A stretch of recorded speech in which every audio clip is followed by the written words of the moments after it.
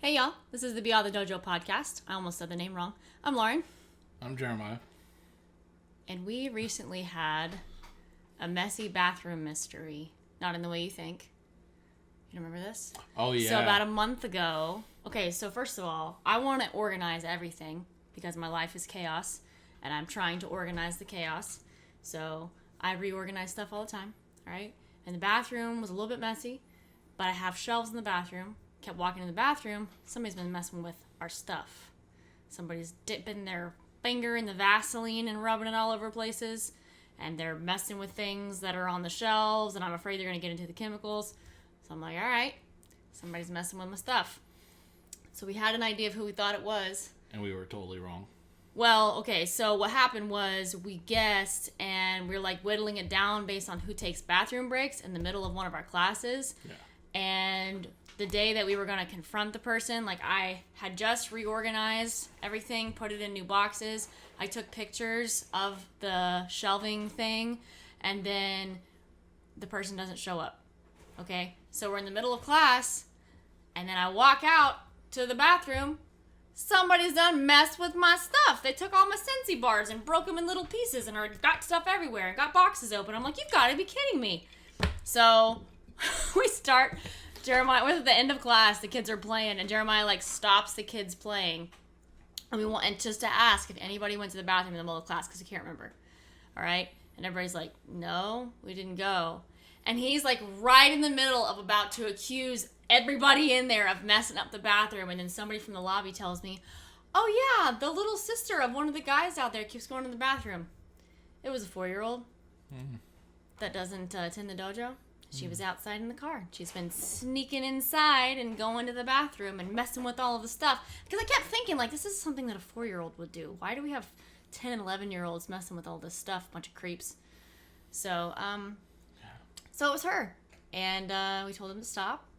And the next day that she wants to go to the bathroom, she comes into the dojo. And she walks up to me, like, with her eyes real big. And she walks up and gives me a hug. I'm like, okay, pats her head, don't mess with my bathroom. And that was it. Yeah. So we discovered who the culprit was. 4-year-old little demon. Oh, yeah, I was about to accuse everybody. We were pretty mad. Yeah. I was pretty mad. It was pretty pointless. Not that they threw anything across the room or did anything that was not cleanable, but come on, man. Yeah. Don't mess with my stuff. But yeah, she was a kid, so it was fine. We survived. But it was funny at the time, afterwards. After the time. Anyhow.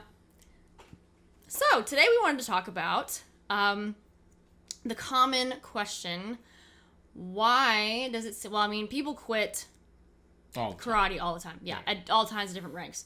But I have noticed that people really tend to drop... Like, if they make it past white belt, or they make it past, like, the first 3 months, then they definitely have quit by intermediate level. Right. So, it tends to be a spot, yeah.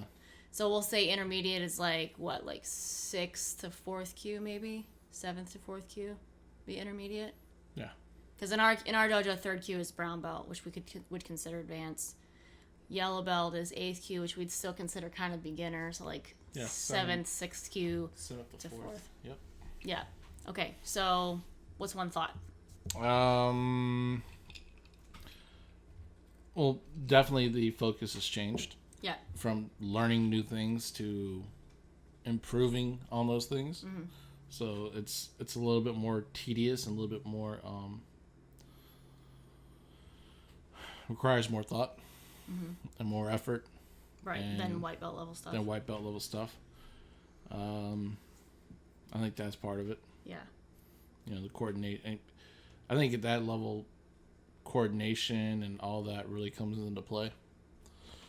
Yeah, a whole lot more. And not even just coordinating your limbs either. Like the first day a student walks in the dojo, they're learning how to coordinate their arms. Like they have a deer in the headlights look because they can't figure out how to like rotate their wrists for punching and like make the shapes of their arms. But now it's a next level of coordination. Next level, like leg, arm, torso, limb kind of thing. You know, hip rotation. Yeah. Stepping and punching. Back leg drive type stuff. Back leg drive. You know, a lot more stuff than that would normally be considered easy. Mm-hmm. So, and then to me, what would you say was next? Actually, I'm sorry. Well, yeah, I think the coordination is a big part of it. And then usually by intermediate level, like with kids particularly, when they're in white belt classes, they're often younger. And there is like more of a playful approach to everything. But then once we're getting into intermediate level, it's not as fun. Like we can try to like incorporate games and stuff with intermediates, and maybe we could do a better job at that. But I mean, this has been true across the board. Even when I was a kid, we didn't really play games and stuff as white belts, not in the middle of class. We just did basic Kihon stuff, and it was still kind of the same pattern. So I'm not sure so much that it's that, but just it's a lot of repetition, and I think maybe you feel like by that stage you should be learning more stuff. So like whenever you're a white belt, you learn a bunch of techniques, and you're learning how to do those basic techniques. But then when you're intermediate, you're not really learning new techniques necessarily. You're learning how to make the techniques that you already know better. So I think maybe like, that's not fun. Basically, long story short, what I'm saying is it's not a fun time to be in the dojo necessarily. So I think that's a big part of it. Yeah, and there's an expectation too, right? Like we as teachers expect them to know what to do. By then we expect them to know left and right. Yeah. God, they still don't know left and right. And, and have some sense of ability to move around and do techniques somewhat correctly. And then the other thing is it's less rewarding, right? Okay. A good front kick by a white belt, we're like, great. Good front kick from, fifth Q. We're like, you can do this, you can do that. It's good, but these are the things that need to happen. And, it's just, I think it's frustrating. I think it also challenges that mental fortitude of like, are you willing to really commit to get this? Or is this something that's just a pastime? Yeah. We have a lot of kids that come through the dojo that they enjoyed class, but I don't think they enjoyed karate. Yeah, it's one of those like I'm glad that I did it and I'm glad it's done. Yeah, yeah, and then by intermediate level also, most sports have a season and an off season, a season and an off season. By the time you get to, 7th Q, you've been doing it for almost a year. Yeah. Or longer in some cases, right? And you haven't had an off season yet. You know what I mean? Yeah, that's part of it too. There's a burnout there, so yeah. And I think also by the time you're getting to intermediate level, like, our classes. I mean, once again, this is true across the board, regardless of how you structure your classes. But in our classes, we have a beginner's class and then we have an intermediate class. And whenever you're moving up in the beginner's class, if you're a higher rank, then you have all these students that you know more than.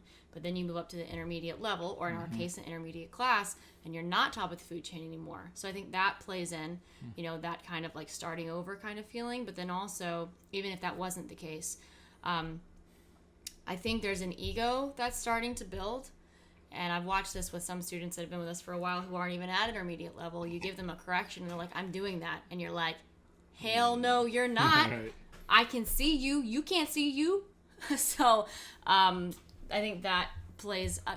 that's not as common, but I think there is that interplay a little bit as well. Like, they feel like I should be doing more than this, or, or I don't need to do this stupid thing. I'm already doing what you're asking, whatever. So I think that sometimes is an issue also. Yeah. More so, I think, with adults, though. I think I've seen more adults get to intermediate level and feel like maybe they should be learning more. And then sometimes, like, it's hard because you feel like they might feel like they're being held back from more knowledge. You get that sense sometimes? Yeah. I mean, recently we've had a decent group of willing to learn, but there's a newer group, a younger group, and a more experienced group. I feel like that's happening where they feel like they know more than they really do. You know what I mean? I'm completely lost with who you're talking about or what you're talking about. I think it's like, well, we've have a group of intermediate adults right now that, even though they're full-grown adults and teens, and they have established themselves, and they get a little attitude. Let's be real, they got a little bit of ego in them, right? I don't think so, not anymore. as recently as last week, you complained about it, so let's not even I don't go know what there you're with talking that. about then. I'm not gonna say names, dude. Okay. But even though they have a little bit of ego, they do listen also. Mm-hmm. They are willing to take our corrections. With adults, I think it's sometimes it's heard and understood and tried, and they get a frustration, and it's an outwardly frustration, but I don't think it's intended towards us in a disrespectful way. I think it's them being hard on themselves, and it kind of manifests as a resistance to the correction. The younger group, the lower belt group, I feel like more so than the current intermediate group, they definitely are resistant to correction. They feel like they've learned more than what they have, and they don't want to be corrected as much.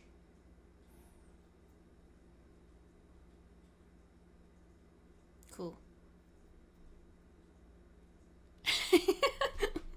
What do you want me to say, dude?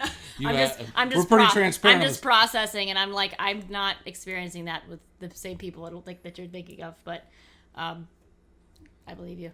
But I know that that's an issue sometimes where like students don't.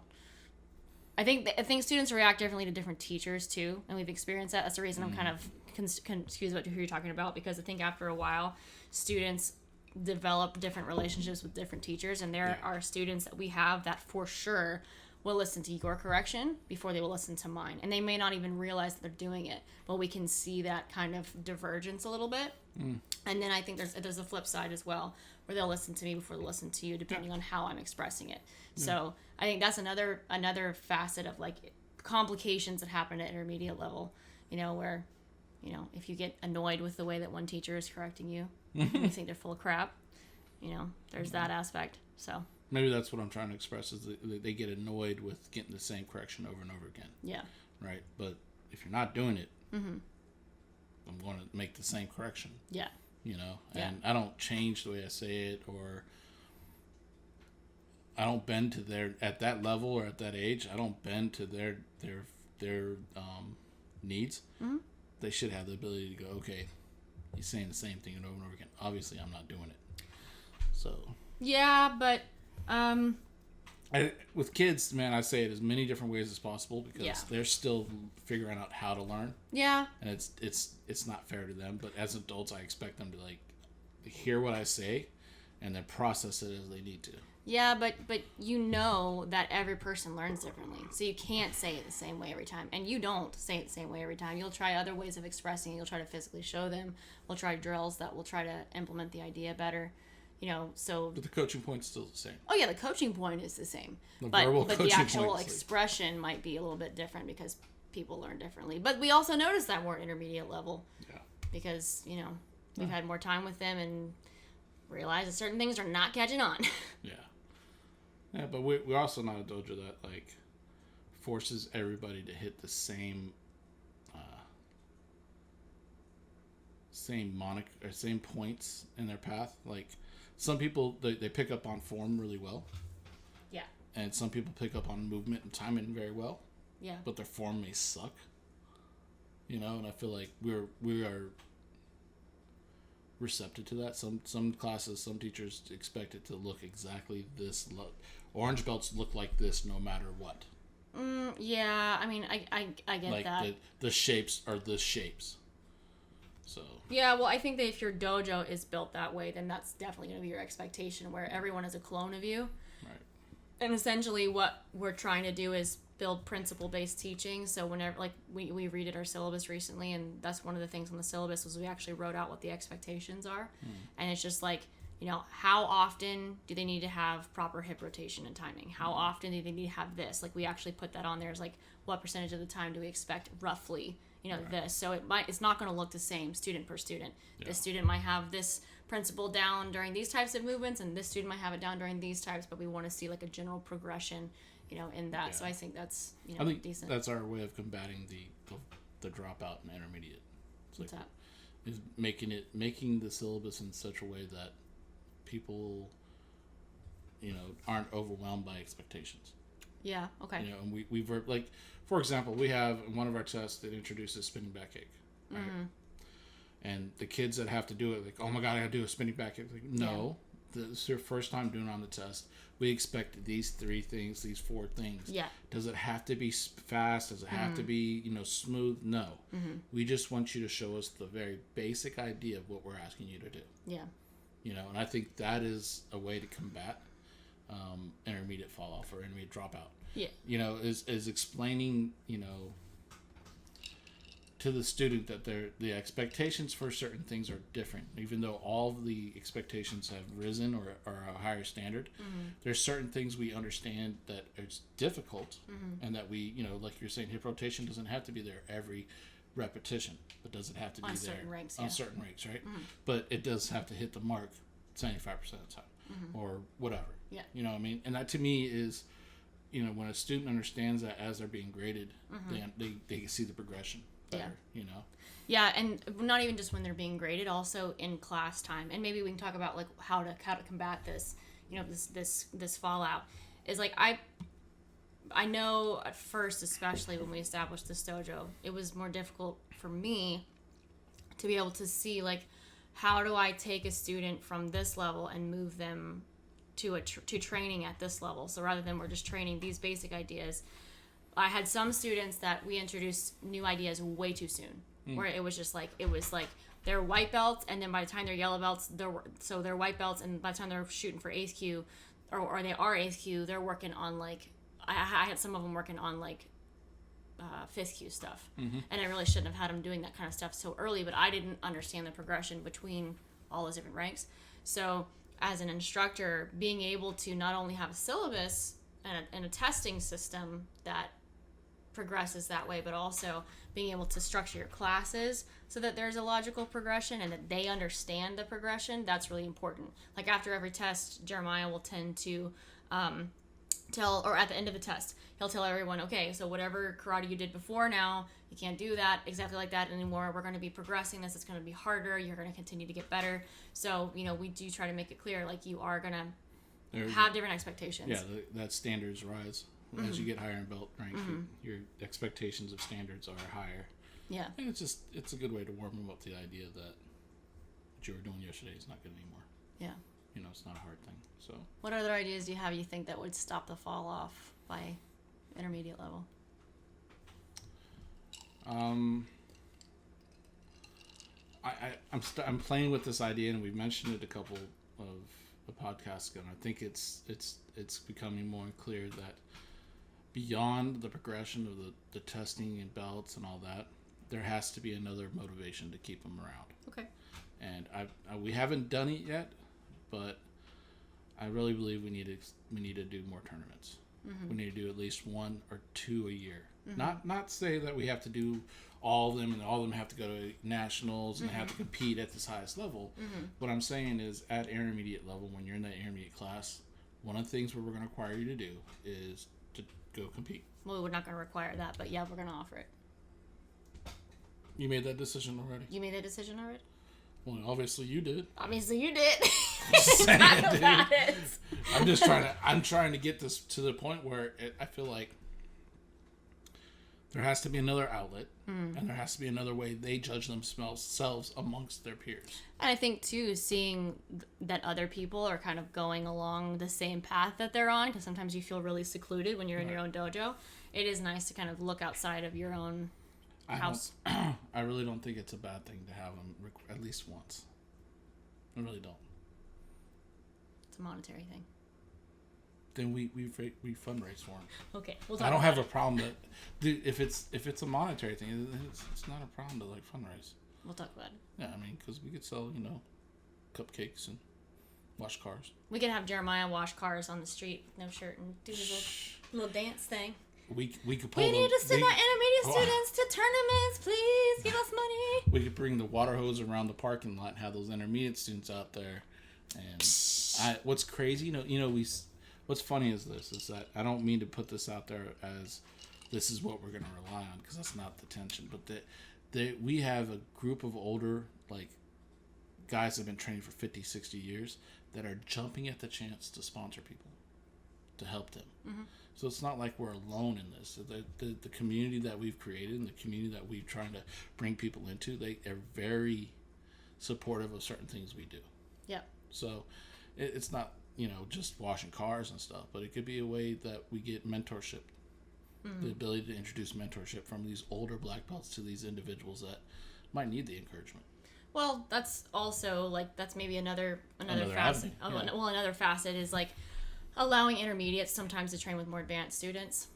Giving them the chance to see, maybe on one side there's this kind of, for some people it might be kind of discouraging to be at the bottom of a food chain again, but then on the flip side, being able to be encouraged and coached by people who are higher level ranks, sometimes that is fun. Doing the sparring thing once a month that we were doing before was really fun. A lot of the beginner intermediate students really liked that because they got a chance to be, adults, they got a chance to be introduced to sparring, so that could be another idea to try to keep intermediate students and stuff. I think we need to do that more. I mean, the last time we did it the other week, everybody walked off with a smile. They were loving it. That was 3 months ago, but No. What? It was 2 weeks ago. When we did what? We sparred last. When did we do that? Not this last Thursday, but the Thursday before when Sam was here. Oh yeah, that was the that was the advanced people. Nah, but still different. It's no different. Yeah, we had fun. It's Your cool. timeline is wacky. I don't know. I need a nap. Okay. 3 months ago. Literally 2 weeks ago. Literally 2 weeks ago. That was the advanced people. And so what's another idea for keeping intermediate people? I don't know. You got one? I just shared one. Get your timeline mixed up. Dang, Keith. Can you use share another idea? You got any more ideas? No, I was hoping that you would have one. I just shared a bunch. You did not share a bunch. I did. Reiterating what I've said is not sharing an idea. No, I said having more advanced students train with the intermediate level students. After I'd said we need to encourage the mentorship, so that's whatever. Okay. Dude. So, I don't know. What are we talking about? I don't know. I guess, Bro, if I'm the brains of this outfit, we're doomed. I don't know. See, it's been a struggle all along. I mean, because I noticed it ever since I was an intermediate level, that people just completely dropped off. Yeah. And sometimes it didn't matter what the situation was, or, what's discouraging as an intermediate also is that whenever more advanced ranks drop off and you have them as inspiration, then it really is difficult because you don't have anybody to even look up to anymore. So it takes a really driven person to kind of stick with it. That's saying that, karate's not for everybody, that it requires a unique person. I think it rears its head in the intermediate level. It starts to show the separation because you have to be determined and you have to see the bigger picture sometimes. Excuse me. And that's where people start to split away. Plus, we start to require our students to think for themselves more. We're not spoon feeding them every little thing. Okay. Yeah. It just I feel like in karate that to get to brown and black belt level it requires a certain kind of character. Yeah. Certain kind of driven person they're already driven. They're not. You don't have to encourage them. They want this goal to actually make it that far. Yeah. Yeah. So I think that's where it starts. A self-motivated type person. Yeah. Yeah.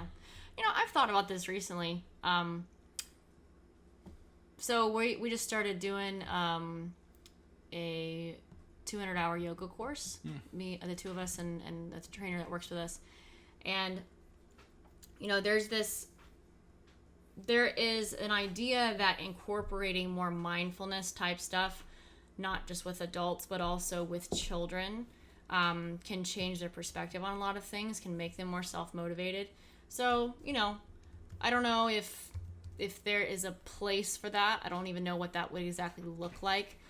We try to talk to students before and after class when they're lined up, and maybe we should prepare a little bit more as far as how we're mentally preparing them for class. I used to try to do that a little bit, try to actually mentally prepare students. I haven't done that as much now, but maybe that helps a little bit as well. I don't know. basically grooming them? What? Are you saying basically grooming them to get into a mental state? Providing sources of inspiration. Sometimes people need a pep talk, essentially. I don't think grooming is a very good word to talk about with children. That's not... That is definitely not what I meant. Pep obviously. talk. Whoop whoop. Yeah, but I think. And two, when students stay around, speaking of like emotional type stuff, when students stick around to intermediate level, I mean we're making personal connections with them when they're white belts, but I think trying to continue that also when they're intermediate level is really important because they need to feel like they belong here and like there are people who want them to be here. I think that's an important part too. True job. What?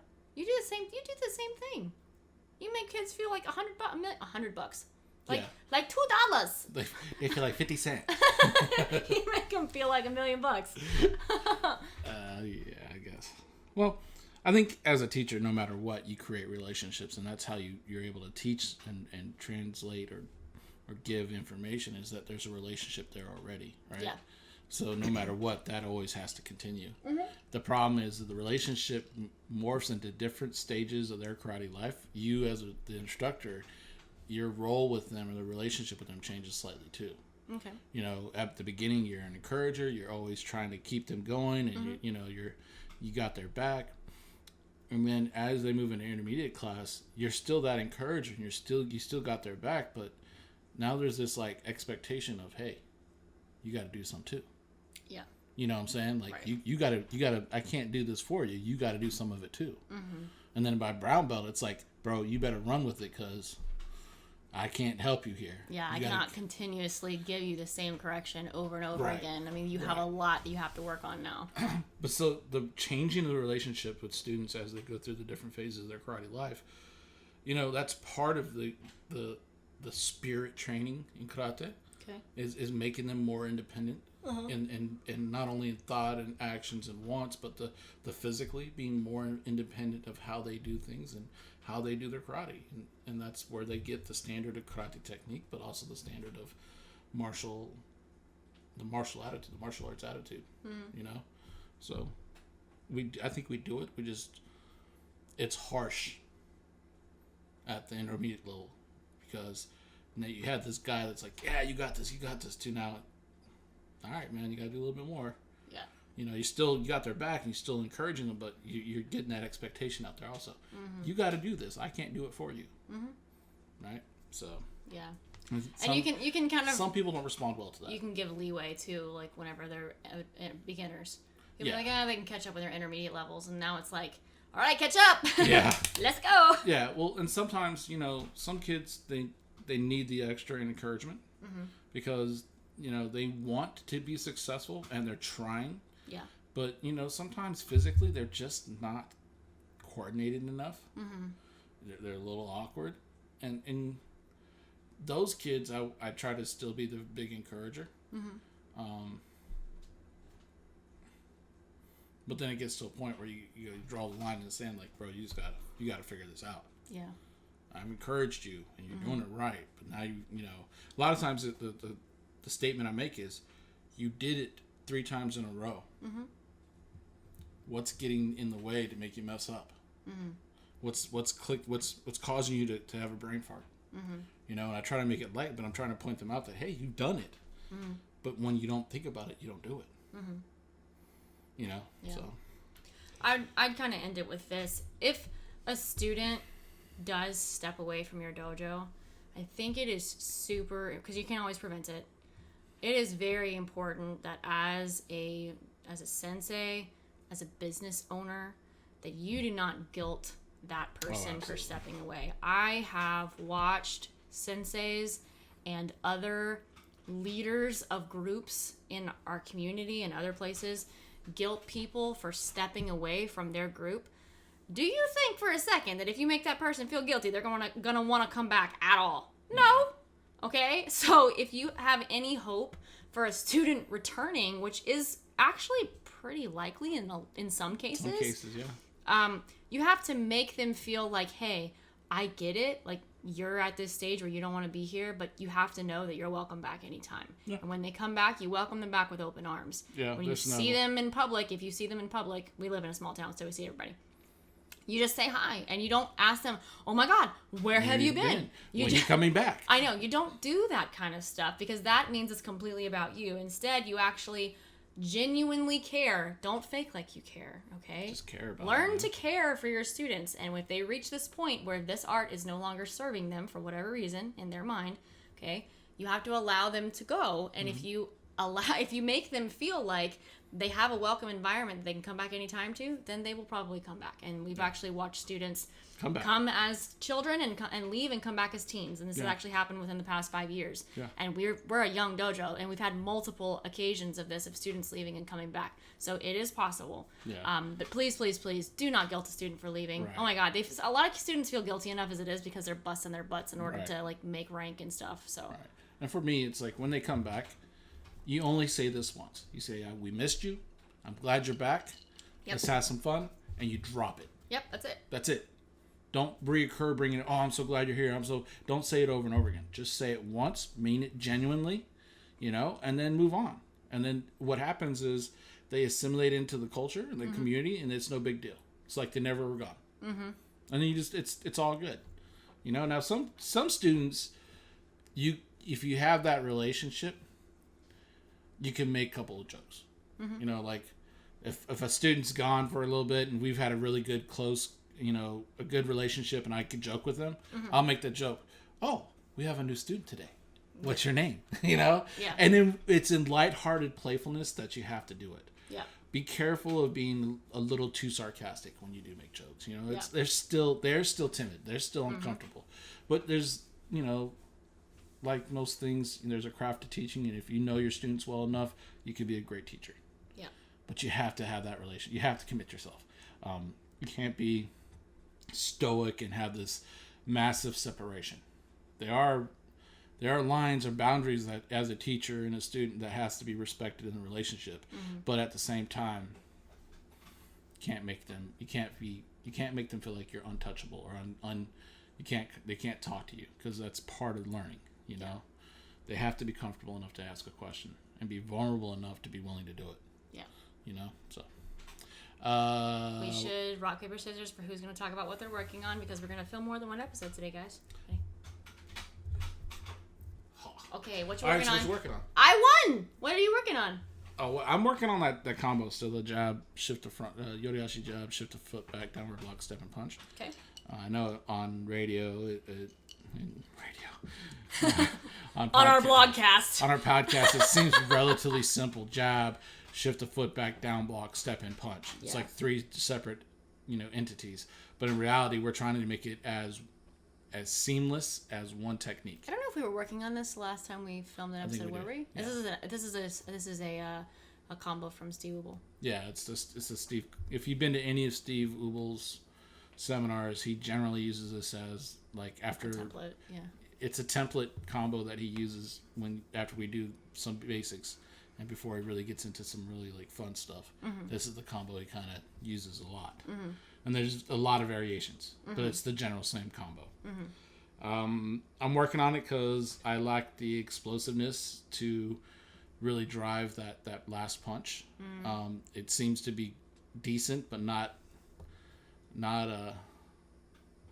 where it could be. Okay.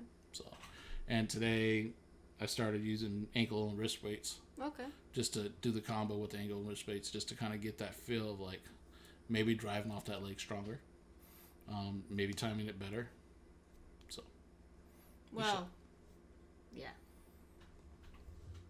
Well, Steve has said that if you don't have timing before, then adding the weights isn't going to help it. But it's easier to feel if you have that extra weight there. Mm. I would think. You feel like you feel it better? I feel like I have the timing decently. Okay. You just said that you didn't, so I didn't. No, to help it time better. Oh. Time the explosiveness better, not time the technique. Because I have not been corrected on my timing for the combo. Straight up. He said my footwork is decent and that I needed to be more explosive in my techniques. So I assume that the footwork and timing thing is decent. Mm. He's not making those corrections. Mm-hmm. So I use the weights. Because Side note, Steve, it's kind of funny when he makes a correction or coaching point, he'll make the coaching point and he'll explain why, right? And then he'll drop it for a while and we'll continue to talk. Maybe he'll talk to you for a little bit. Then he'll mention things that he does, in his training to help him out. And it was funny. He said, you need to be more explosive in your feet work and your arms, blah, blah, blah. And then he kind of dropped it and never really told me what I needed to do to help him get there. And then he told the story about going to train with Wayne and them, and that he had the weight, the ankles and wrist on, and he was still going faster than the rest of them. And that, to me, was like this hint of like, maybe you should try doing this. I don't know. Maybe I'm taking it wrong, and he'll correct me on Monday. Yeah. And I'll feel like an idiot, but whatever. It's cool, man. It's cool. It's cool, dude. Because that's what I've done lately is I've tried to I try to listen to the entire conversation. Yeah. And try to pick up on what he's doing to kind of emulate in my own, to kind of figure out what will help. Yeah. So. Cool. Awesome. Yay. High five. Booyah. Well, thanks, guys. Thanks, guys. Bye.